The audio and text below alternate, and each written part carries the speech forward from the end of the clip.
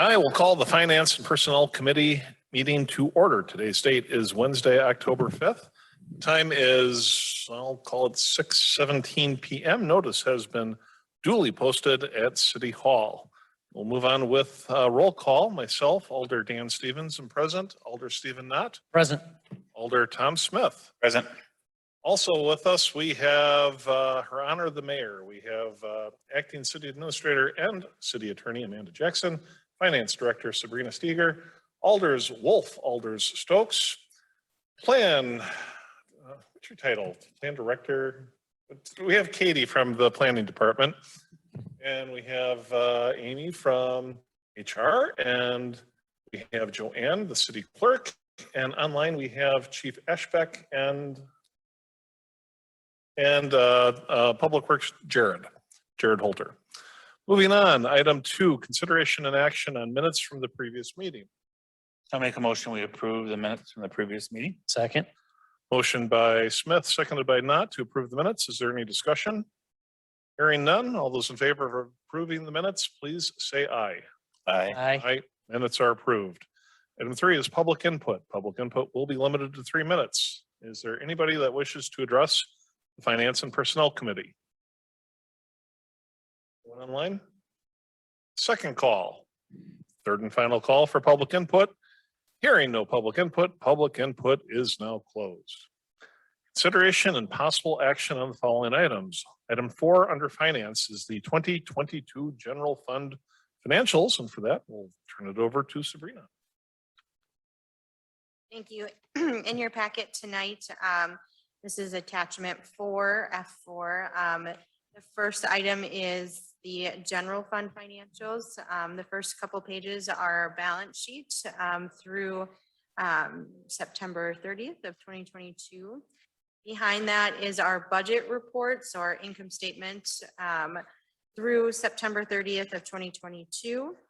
I'd like to draw your attention to page 6 of your packets, which will give us our total revenue totals. We are coming in with 7.5% remaining in regards to our revenues that were budgeted for 2022. As for expenses, I would draw you to page 18, which will bring you to our total expenses year to date. We have 29.29% remaining of our budgeted expenditures for this year. So I think we're on track to come awfully close to our budgeted expenditures for this year. I think we'll go over for our revenues, and I think we'll be very close to our total budget expenditures for 2022.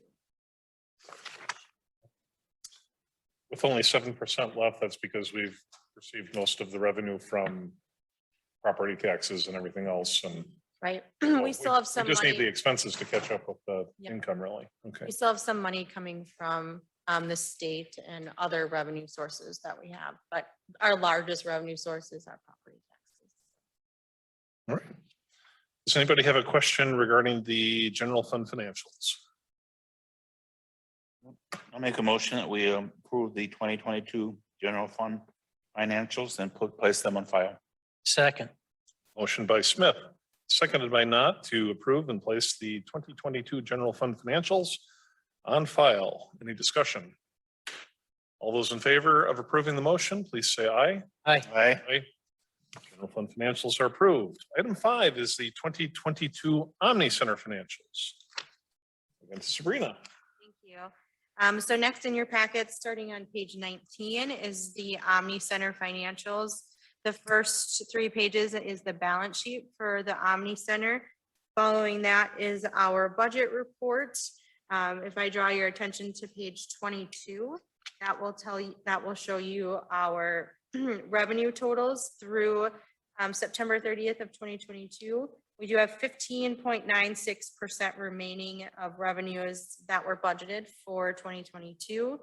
I feel confident that we will hit that number by the end of the year. I know they have several other events happening between now and the end of the year.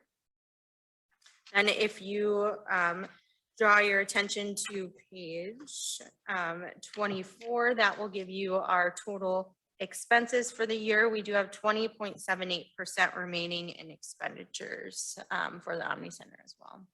So still sitting in a pretty good spot at this time. Are you anticipating at the end of the year a surplus, a deficit, or break even? I'm really hoping for a surplus. I think we're going to come awfully close. We've had a lot less than a surplus in the past, so we'll call it a good year.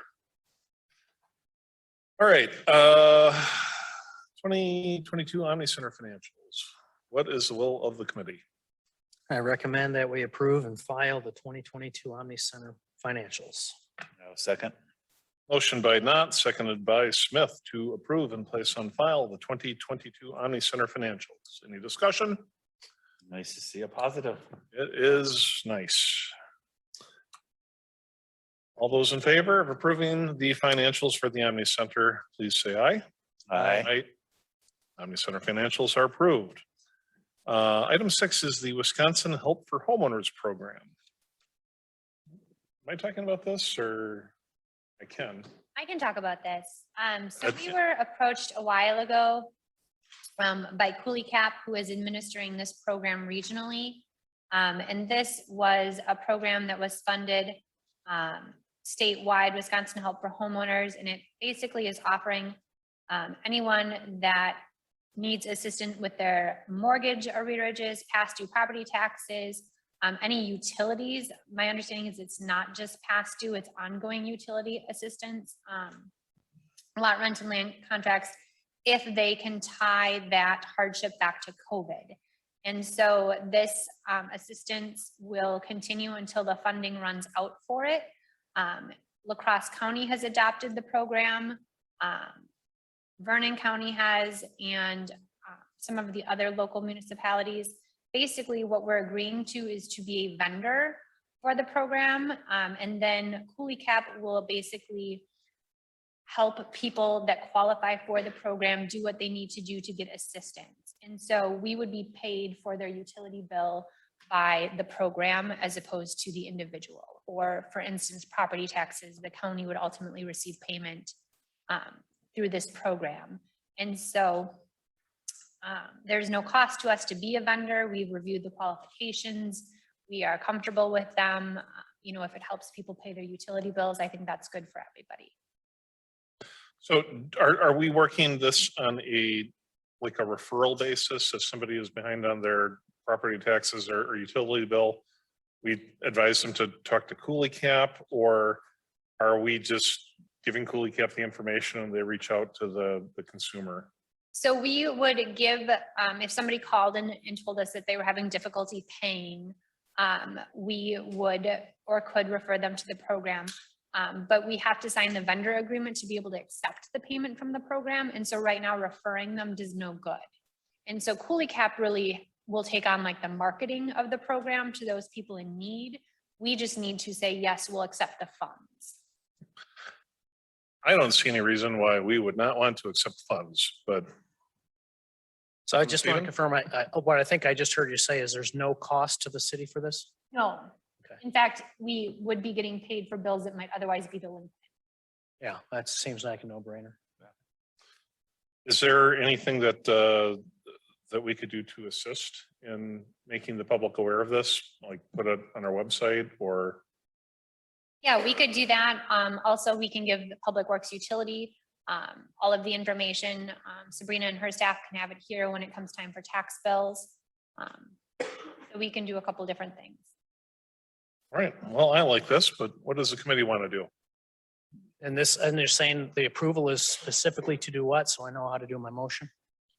Basically, we want to agree to accept the vendor contract. I move that we accept the vendor contract. And I'll second that. We have a motion by Alder Knott, seconded by Alder Smith to accept the vendor contract from Cooley Cap. Is there any further discussion? Hearing none, all those in favor of the motion, please signify by saying aye. Aye. Aye. Aye. It's approved unanimously. On to item 7, the update on credit card fees. This sounds like a Sabrina. Yes, thank you. So I just wanted to kind of give an update. I believe the city has been collecting credit cards for 5 to maybe 7 years. I'm not sure the exact date. I tried researching and I feel like 2018, 2017 seems to be like when they started collecting credit card for individuals who came in to pay. We, in our suite, we see a lot of people come in and pay with a credit card. Currently, we charge a 2% processing fee if someone comes in and pays with a credit card.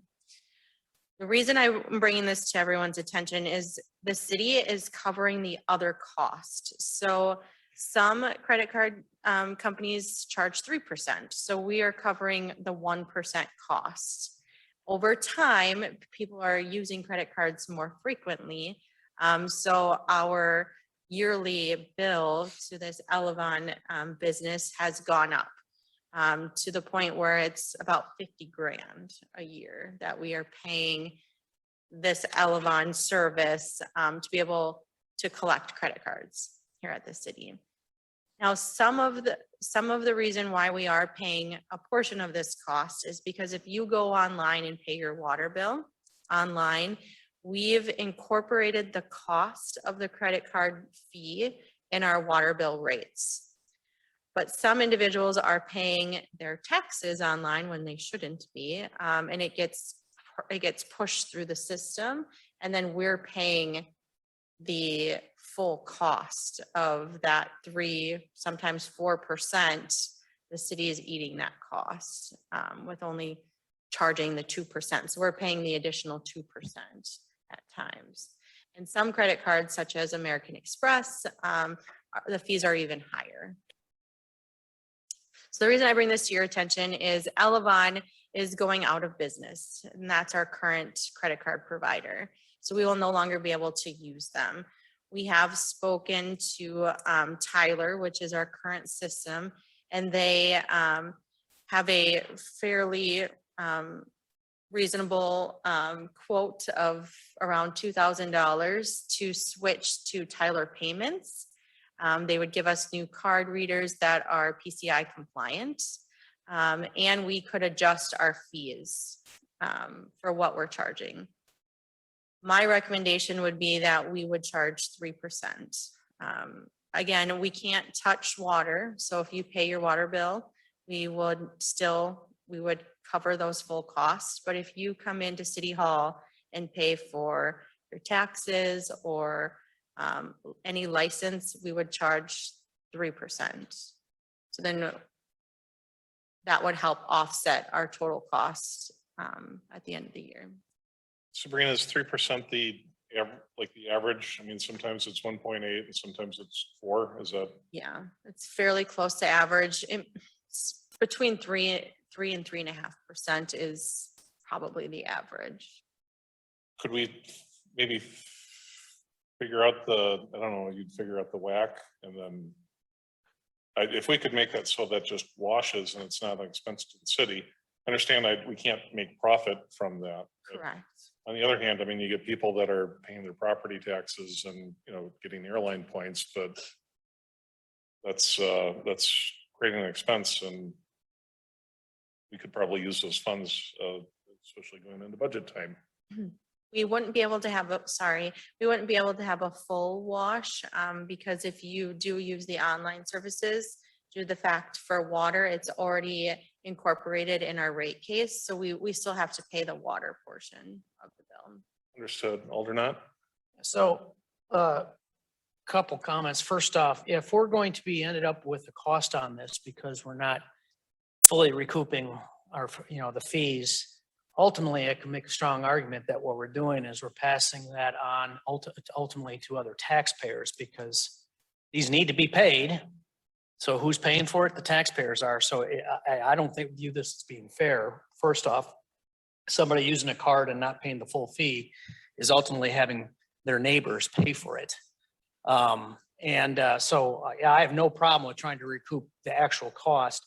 I noticed that when I go about and around town to restaurants or other vendors, that it is very, very common for 3% to be charged if you use a charge card in addition to the regular cost of, that food or item or whatever. So it's, I think, becoming more and more common, I've noticed in just the last year or two. And lastly, I have a question, I guess, because, is it possible for us to stop accepting American Express if they are going to be charging so much more? It is. We could Yeah. decide to not do that. We Yeah. could just accept Visa and MasterCard, Yeah. which usually are the lower interest options. I guess my druthers would be that we stop accepting American Express and increase to 3%. And we will talk to Tyler Payments. My plan is to get that in place before tax season. That's when we do have the most traffic here at City Hall where people are using their cards. So my plan is to get this in place by the end of November. And we will talk to Tyler Payments and make sure that we are recouping the full cost. So I don't need you to vote on 3%. I will make sure that we're recovering the full amount. Full So it amount. Might be 3.25. Depending on the card. Yeah, that's great. One other, if I could, please, Chairman. So if we decide we're going to make this change, we also have to have a plan to get information out to the citizens that we've made this change to. So, I think we can just post that, but Amanda, you had your hand up next. I was actually going to ask about American Express as well. So, Alder Wolf, did you want to speak?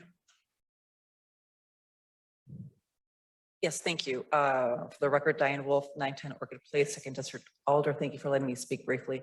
As a former member of the City of Onalaska Technology Advisory Committee for about 15 years, several years ago, we felt very passionate as a advisory board that City of Onalaska should start taking credit cards.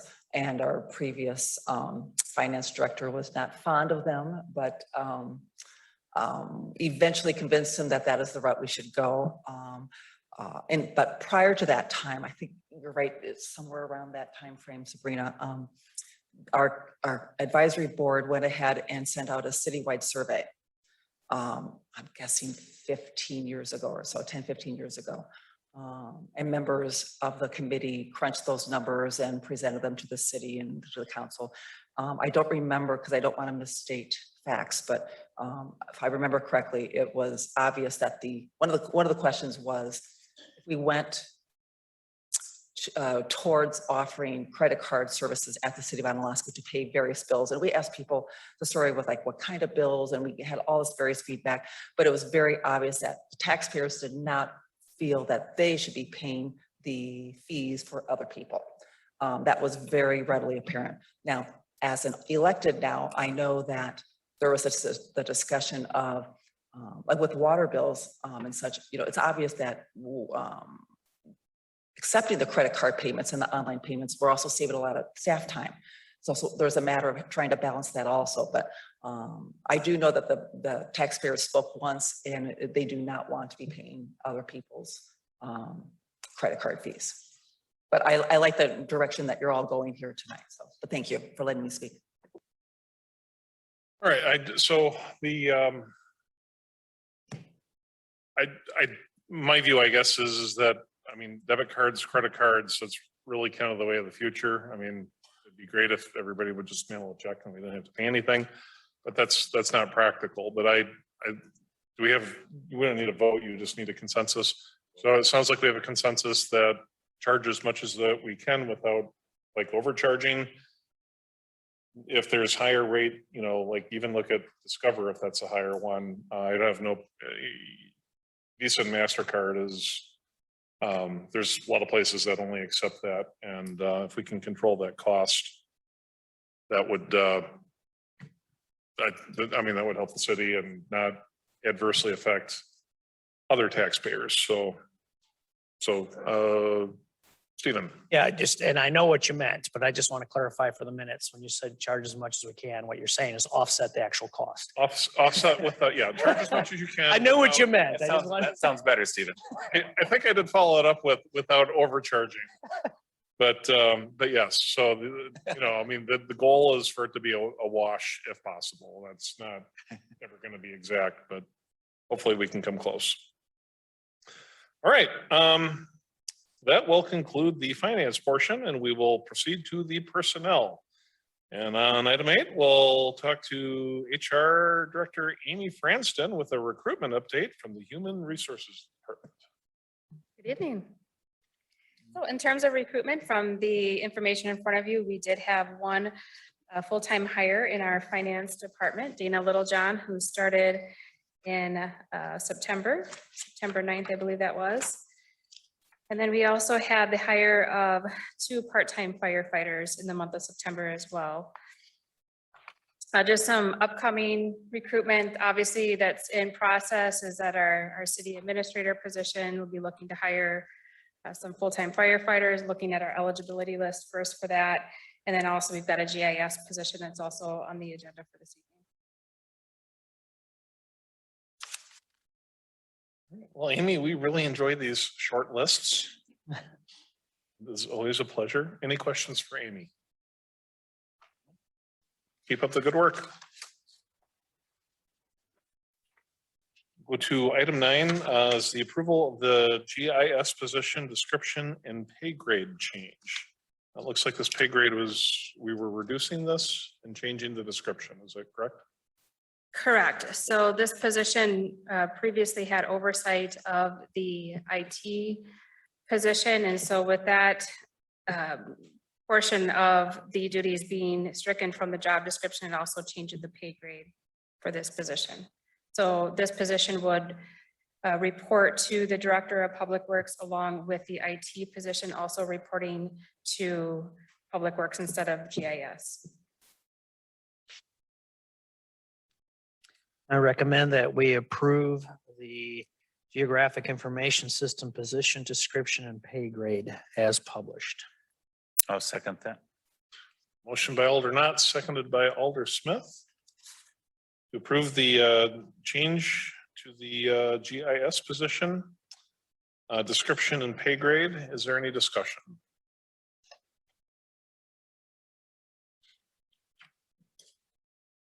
All those in favor of the motion, please signify by saying aye. Aye. Aye. Aye. All right, that has been approved. Next is item 10, approval to move all non-represented employees to January pay step increases per satisfactory performance evaluation. Is this going to be Amy or Amanda? I can talk about this. So I did send out a memo prior to tonight, just kind of walking through that we about a year ago moved people from their anniversary dates to dividing the year and having half of the city get their step increase on 1/1 and half of the city getting their step increase on 7/1. At the time we made that change, city department heads would have preferred to have gone to 1/1, but due to some budgetary constraints at that time, we were not able to do that. And so we split the year. I am, as part of my budget that we will be bringing forth this year, proposing to fund the general fund cost of $19,000 to move that to 1/1. So I will say that regardless of what happens tonight and at council, that will be in my proposed budget. If it's the will of the council to not do that, then you'll need to remove that from the budget. But this decision is fueled by kind of a variety of things. One, administratively, it's easier to have everybody on 1/1. It reduces the burden on both payroll, finance, and human resources to have to go in and track those changes and to manage review processes twice a year, putting it down to once a year. It also is just generally better budgeting. We know exactly how much every employee will cost in any given year because we're budgeting for 1/1, as opposed to if we're only budgeting for half the year for certain employees, and then depending on when they retire or if they leave the city, and then those dates shift, it's kind of a constant stream that's always moving. And so by bringing everybody to 1/1, we're budgeting for the full year for their step, and it's consistent.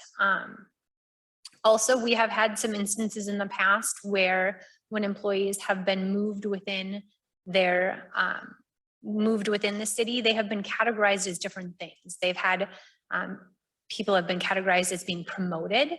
They've been categorized as being assigned to a new position, and they have been categorized as being appointed to a new position. And there hasn't been a lot of consistency. And so in some cases, their start dates were changed and those are reflected. You can see how many employees have had their start dates moved in the spreadsheet I attached. But that's not reflective of all of them because if it was, for instance, an assignment, it's not even noted because we didn't track those. And so it was kind of at the will or whim of prior administration, which of those three categories they fall under. And so we've had a lot of inconsistencies. And so by bringing everybody to 1-1, we eliminate that. It doesn't matter if your job changes. It doesn't matter if you're promoted. Again, budgeted for 1-1 for the whole year. And it just brings everything to kind of a level playing field. Stephen, Okay, so I have heard though that there is potentially some disappointment among some of the 7-1 folks because unless I misunderstood, they believe that their step correction will be delayed by 6 months other than what it would have been. Are you not hearing No, that? that would not happen. It would be on 1-1. Okay, It would actually be brought up. brought up 6 months, so it's not later. Okay, I got it. All right, then I'm good. right, so I've had some development on this, and given a lot of thought. I think that there's definitely some pros. Anytime that we can streamline the process of the government, that's a good thing. And if it makes it easier for HR and for budgeting, those are good things. And generally, I like to do that. There are cases where it is definitely better for some existing employees. I did have some employees reach out. In one case, there was a fellow that has been with, they went through the last reorg and the guy had been here for more than 5 years. And somebody that was hired after him as the same pay grade, because he was hired in the first 6 months of the year, he would enjoy the step increase, whereas the other guy was hired in the last 6 months. So he's like, I've been here longer with the same pay grade, but this other, people are getting paid more than me. And I understand that's inherently unfair and that would, I could understand why that would be a problem for some people. On the other hand, while that makes things better for people now, so people that would get their January increase would still get that, but people that would have to wait the extra 6 months, they would, if we don't do anything, they would have to wait. But if we change this, they'll get that now. However, people that start after now, they potentially would have to wait more than a year to get their next step increase. So having that 6 month interval could be an advantage where in the future employees who are not already with us could see some benefit. And I thought, ultimately, my concern is that I guess I don't have a problem with this per se, but we need to be careful that we're never going to be able to design a system where everybody is always a winner. Whenever you do stuff like this, there's going to be people who benefit, but in the future, there's going to be people that are going to be on the other end of the stick. So we just need to be cognizant that there's not, this is changing some things and potentially for the better. But it's not necessarily, we could be having different discussions in the future.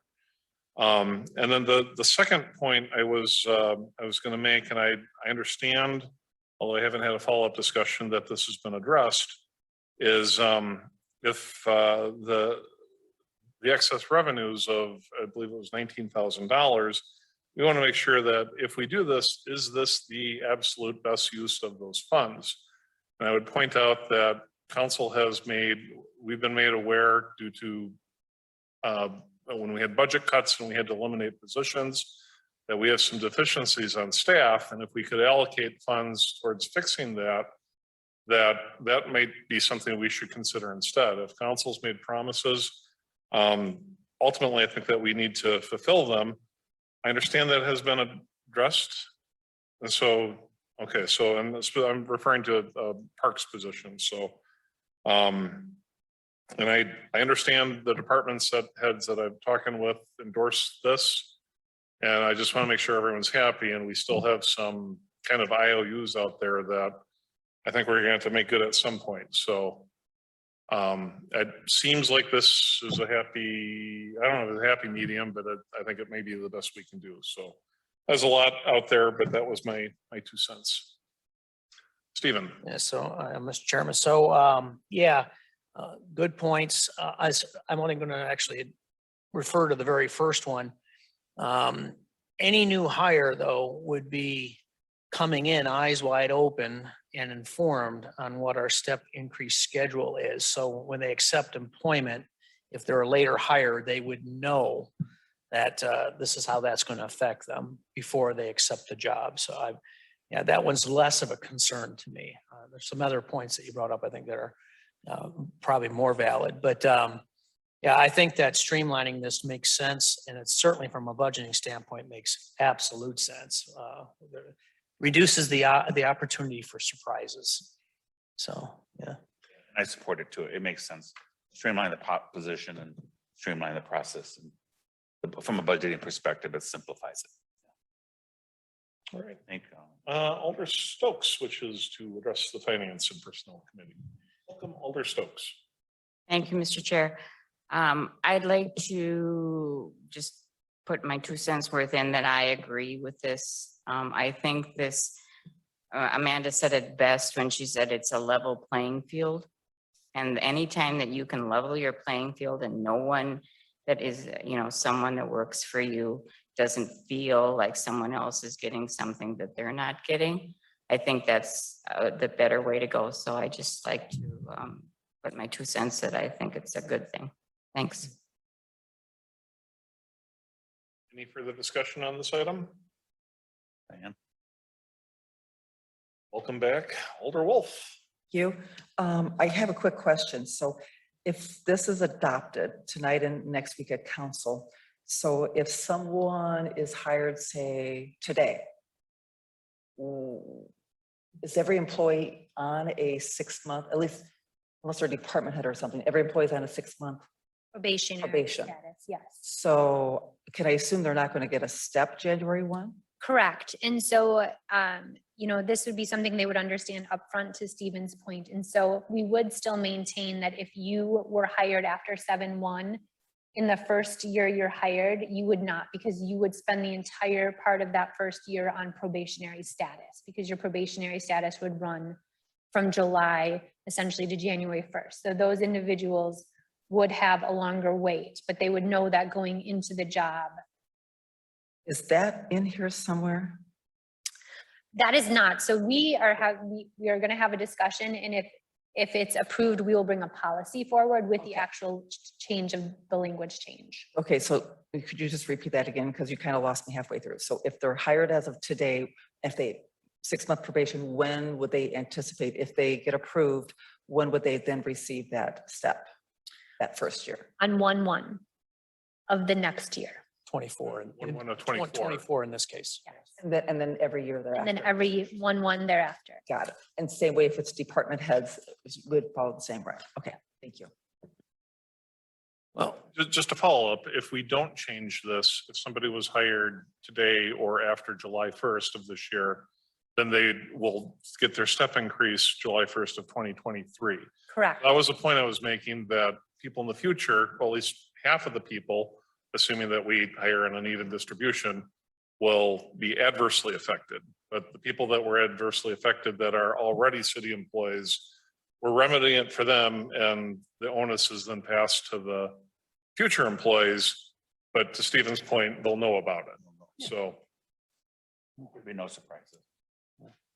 Well, I'll make a motion to approve moving all non-represented employees to the January pay step increase per satisfactory performance evaluation.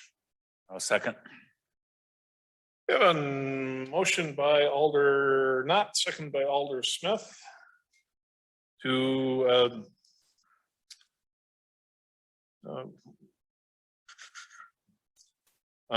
move all non-represented employees to the January pay step increases per satisfactory performance evaluations. Any discussion? All those in favor, please say aye. Aye. Aye. Motion passes. Next, we'll go to item 11, which is discussion of benefits for regular part-time employees. Amy or Amanda? I can start and Amy can jump in. So this, I don't know that this has ever been discussed as kind of a concept. And so right now we offer 2 benefits to regular part-time employees and we only have 3 regular part-time employees. So we're talking about a very limited amount of people. So those would be people that are regularly scheduled for 20 or more hours a week year round.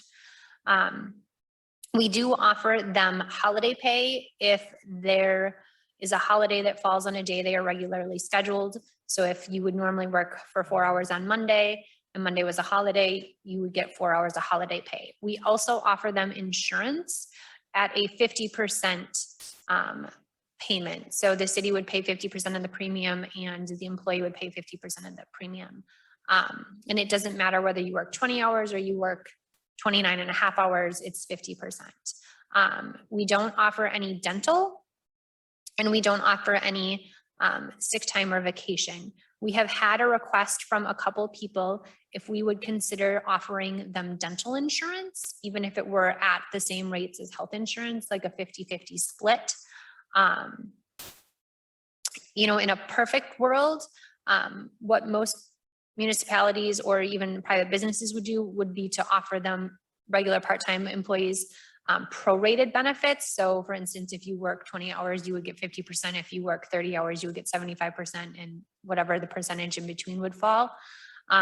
We just want to have the discussion to see, I guess, what is the will of the council? I don't know that we've ever really looked at this as kind of a standalone component. And so, you know, is it something that we would be open to, you know, as it does become more difficult to fund positions? I think we are looking at a future with more regular part-time employees.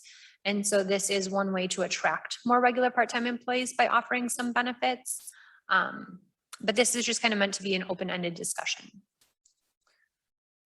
The cost for the part-time dental was like 3,000 or under. Yeah, it was like 2,500 if they all took it. And I don't know that all of them would even take it. And then if none of them takes it, our cost is 0. Yes. Ready?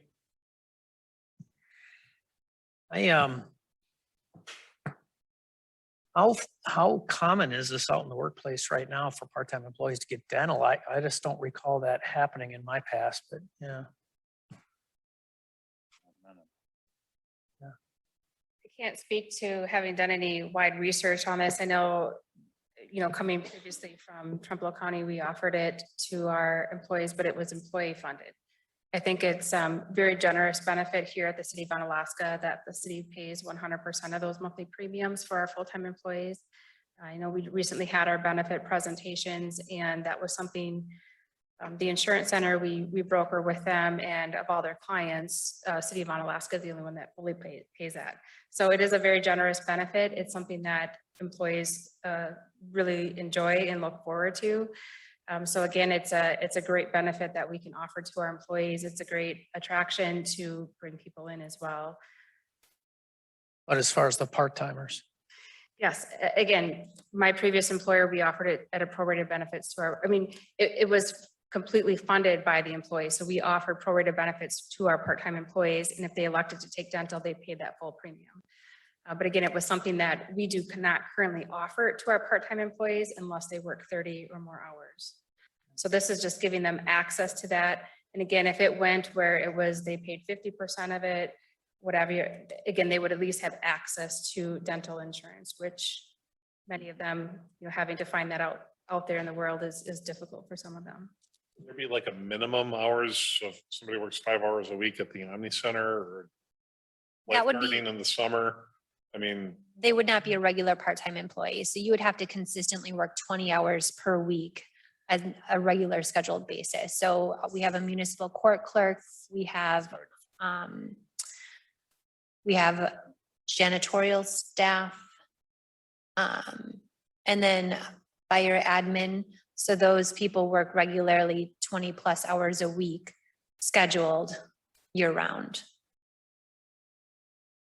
well, this is not a lot of money, but it's a little different and we're going into budget time. So it's a game changer. I mean, it opens the door for, you know, negotiations in the future too. once you have it, you really can't take it away. No. Well, you can, but Yeah, well, it's difficult. I just don't recall ever seeing that. Seen it around here. I have no aware of. Can we ask for more information, I guess? Can we find out what, like, a dozen or so like-sized communities offer or don't offer? I mean, we want to be competitive is the key here in my mind. But I'm curious what La Crosse and Holman and West Salem do. yeah, I mean, we got a list of other communities we've compared with a lot of other questions. See if what else somebody else is doing. I hate to spend any extra money on something we really can't afford. On the other hand, in some cases, there were people that were full-time, and when we had those cuts that we had in the past, we forced part-time upon them. And, you know, now in addition, they lost some benefits. So if they're paying their prorated portion, we're not talking a lot. If people want dental, I mean, It's true. you know, this is the United States where we like our teeth, so not Britain. Oh, probably shouldn't have said that out loud. Yeah. I'd like more information. Yeah, it'd be good to see a little bit more information. See what's out there. Amanda? I mean, just to offer a counter view too, we currently do offer 50% of a health insurance premium. And if anyone were to take that, that would actually be a fairly significant amount of money that we don't budget for, as opposed to dental is very nominal. We could consider offering dental and not offering health. I do sometimes think that it's actually harder to access dental insurance than it is to access health insurance.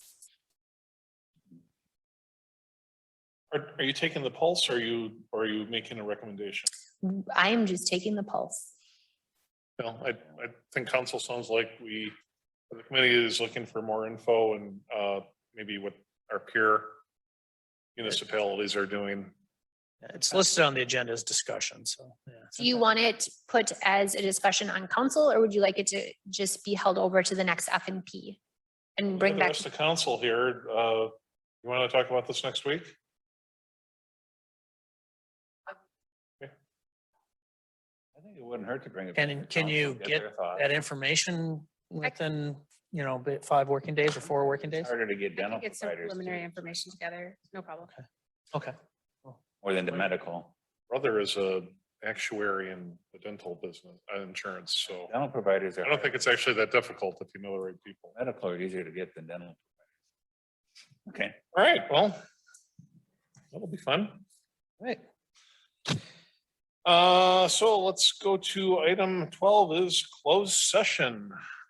We will go to consider a motion to convene in closed session under section 19.85 parenthesis 1, parenthesis E of the Wisconsin statutes for the purpose of deliberating or negotiating the purchasing of public properties, the investing of public funds, or conducting other specified public business, whether competitive or bargaining reasons require a closed session.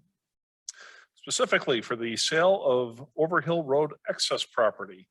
If any action is required in open session as a result of the closed session, the committee will reconvene in open session to take the necessary action and or continue with the printed agenda. I move to go to closed session. A second. Motion by Alder Knott, second by Alder Smith to move to go to closed session. Any discussion? All those in favor of closed session, please say aye. Aye. Aye. We're in closed session.